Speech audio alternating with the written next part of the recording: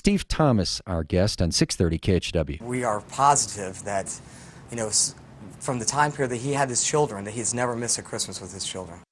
John Carr's brother looking right about now. Mary Lacy looking very wrong on a lot of levels. Say, I tell you, as a son of a cop who I respect more than anybody in the world, it is such a great privilege to have another great cop on air with us. Steve Thomas, who was the lead detective in the Ramsey case, joins us to talk about the aftermath of today's shocking revelations. Now, Steve, those who wanted to discredit the direction you were taking in this investigation tried to attack your credentials as a detective, but you know what? All of those commendations and awards and all the cases you solve speak louder than those folks who had their own little mission to pursue. But you tell us, as a detective, how do you view what you saw unfold over the last 12 days or so? How do you view the course of action that Mary Lacy took?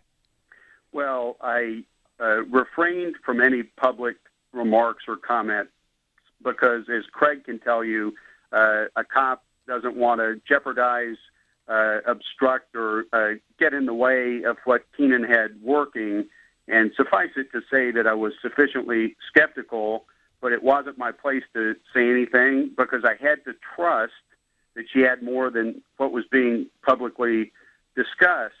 I also had a great deal of trust that given what I watched from Bangkok to Los Angeles back to Colorado, and that she would not have been doing all of this without one heck of a very good reason for doing so.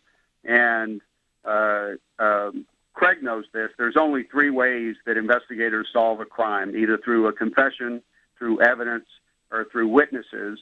And if she was relying solely on incriminating confessionary statements from Carr to the CU professor Michael Tracy, I had to believe that she was exploring the witness angle because witnesses who may or may not provide alibi or exculpatory information, and if I had to believe that she wasn't relying solely on incriminating or confessionary statements without exploring the evidence nexus, hard, physical, unassailable evidence.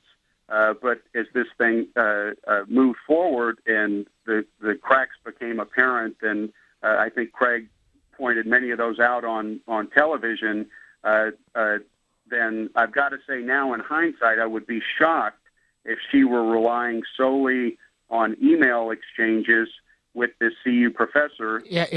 Let's talk about him, Steve, because old law enforcers do think alike, and I'm heartened to believe that even you, who was so close to the case, and I thought after reading all the books, I knew a lot about it, but I think maybe you and I both were hoping against hope that there could be some justice for JonBenét, and both of us were more than glad to say, hey, our original theories were wrong, because we assumed she had to have more.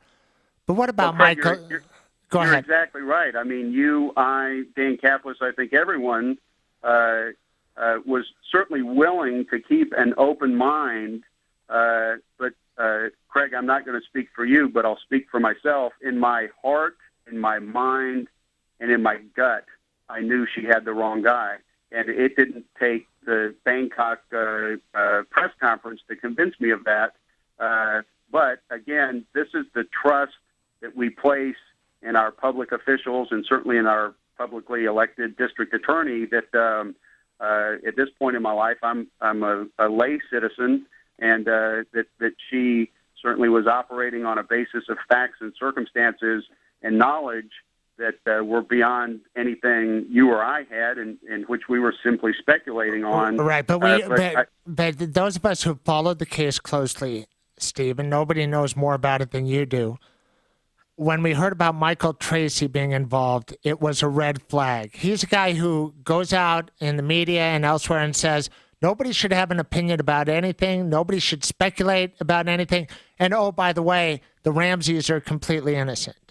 I mean, what is your feeling about CU Professor Michael Tracy? Well, let me set it up this way, Craig. I worked narcotics for a long time, loved working narcotics. Anytime we had a person come forward with information, we always questioned that person's motivation. Was it a disgruntled girlfriend friend? Was it a mercenary? Was it someone looking for money? Was it an honest citizen witness? And when I learned that it was Professor Michael Tracy, and he has no love for me. I mean, that's apparent and has been for some time. But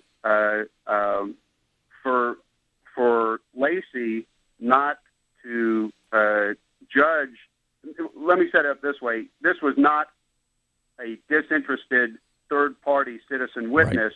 Right. This was a person with a very vested interest in an intruder. Which I think should have made the vetting process that much more thorough before acting on any information he brought forth. Well, and Steve, wasn't that and isn't that going forward the problem with Mary Laci as well, is she had a vested interest in an intruder. She took this case from the police, which was humiliating. You know, she endorsed Judge Karn's ruling in that civil case that an intruder did this, which was ludicrous. I mean, as a law enforcement tactic, ludicrous, because, first of all, that was just presented by Darnay Hoffman to that federal court in Atlanta. It wasn't presented by real prosecutors with the full case file.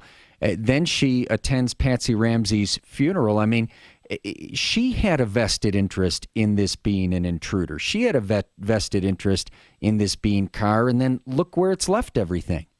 Well, no question, Dan. And I think her, even before all this public media scrutiny has arisen of late, her objectivity has been a concern within law enforcement. Her impartiality has been a concern. And I want to make a point for the fine men and women in the Boulder Police Department who continue day in, day out, going out and doing a good job.